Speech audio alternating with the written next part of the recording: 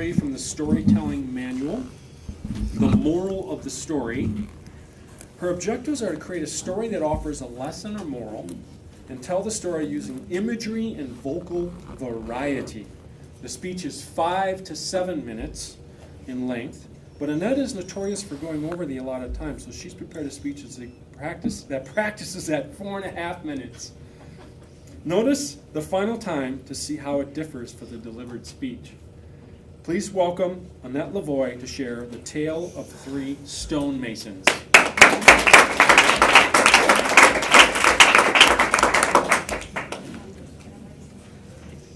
Many, many years ago, when London was still growing, it was a smaller town with fewer buildings, Bobby lived next door to Granddad.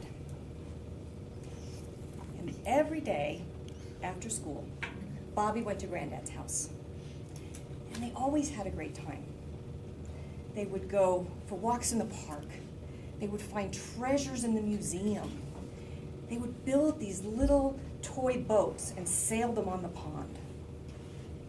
But his favorite days, Granddad's favorite days and Bobby's favorite days, were when they would go and they would sit by the Thames and they'd watch the ships sail out to sea. Because Granddad had grown up as a merchant sailor. He'd grown up on the sea, sailing to far-off lands. And he had the most amazing stories. He would tell Bobby about lands that he could only imagine. He would paint these pictures with his words of China, this place he would go and he would get tea, and he would bring tea from China back to England. He would go to India, and the spices and the smells and the sounds and the bazaar, he would bring those back to Bobby in his stories. He would go to Australia and bring back the most exotic fruits that Bobby could even imagine. And his favorite days were when Granddad would bring an orange. Back in those days, oranges weren't at every grocery store. He'd bring an orange, and Bobby could tear it open with the peel and have the juice running down his face. It was like heaven. It was like being there, being in these foreign exotic lands. But on school days, Bobby came to Granddad's house burdened. He had piles of papers. It was a heavy walk. He'd come in the door, and he'd sit down with all the schoolwork he hadn't finished in the day because he was daydreaming in class. He didn't get his work done. Bobby was frustrated. He had all this work that he had to take home with him. So Bobby sat down at the table and would scowl. Angry. And he'd get his pencil and he'd do his homework, and it would take forever. And the longer it took, the more angry he got. And then one day, he's doing his homework, and he just snapped. "I hate school!" Bobby says to Granddad. "It's just one test after another with no end in sight." Granddad smiled. He handed Bobby his cap. "Let's go for a walk," he says. And they go out the door. They walked, and they walked. They walked to new parts of town. They walked past parks that they liked to go visit. They walked past the library where they got their books. They walked to the new part of town where Bobby'd never been. There was construction going on, and you could see that there was a building that was going to be the entire size of the block. And there were people working on it. So they walk up, and they're looking at this new possibility, this building site. And they come across a man who's exhausted. He's laying against the wall, and he's got sweat pouring off his face. And Bobby looks up to him and says, "Mister, what you doing?" "Well, I'm a stonemason, and I'm building this wall, and it's really hard. Every day, I put one stone on top of the next, and there's no end in sight, and I'm plumb wore out." Bobby understood that. futility. He'd been doing that with his homework for many a day now.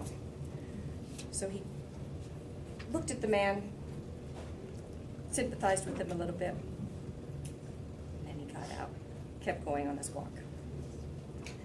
They came up to another part of the wall, and there was another man. And he was busy. He was lifting these great stones and putting them on top of the wall, pasting them together with grout. And Bobby stopped the man and said, "Excuse me, sir, what are you doing?" Well, I'm a stonemason, and I'm building a church. It's really hard work, but when I'm done, there'll be a massive, beautiful structure here for people to enjoy their services. And I'll be proud to say that I created this building that has meaning for people. And he goes about his way, picking up the stones, and off he goes. So Bobby, thinks about it, goes on to the next man. They keep walking. There's a next man. He's moving fast. He's got muscles just as big as the other man, but he's picking up stones, and he's whistling while he works. And he's great. Got these great big stones, and he's putting them on the wall. And Bobby stops the man. "Excuse me, sir. What are you doing that makes you whistle while you work?" "I'm a stonemason," said the man. "And I'm building the house of God." Joy on his face. He picks up the next block, the next stone, and he keeps going. Bobby thought a minute, he frowned, and he smiled, and off he went home. They turned around, they walked back, and when Bobby got in the door, what happened? He sat down, went straight to his work, went straight to the homework, and got it all done, lickety-split. Granddad was sitting by the fireplace, and Bobby goes and sits by him and says, "Granddad, so I understand now. I understand that attitude made the work easy or hard for these men. And my attitude made my homework easy or hard for me. But how is that going to help me in my life? I want to be a sea captain. And how is that going to make me a better sea captain?" Wow. "Purpose and passion, my dear," says Granddad. Purpose and passion. Why do you want to be a sea captain? "Well, I want to explore. I want to go places. I want to do things. I want to see far-off lands that no one has ever seen and discover things that no one has ever had." Well, that, my dear, is purpose and passion. When you are at school and you're doing your homework and these tests seem endless, you're building your wall. But if you can keep it in mind that your purpose to build this wall and your passion to get it done and be the one to have it completed will take you on this voyage to be a sea captain, and you will be forever on your journey to be a sea captain. You think about geography. Geography's not just a subject, it's not just a test. That's how you're going to look at maps. Math isn't just problems, that is how you're going to make yourself travel your distance and measure on the map where you're going to faraway places. History, that's not a subject that has no meaning. That's all of the explorers that have gone before you and you can learn from on their journey. And English, well, I'm sure English will have a purpose too. But what I'm saying is purpose and passion is going to make your life and pave the way. 20 years later, I'm a young kid, don't want to do my homework. I'm struggling. I hate the homework, I hate school. And that's when my mom sat me down and told me the story of the day that she went for a walk with her granddad and met the 3 stonemasons.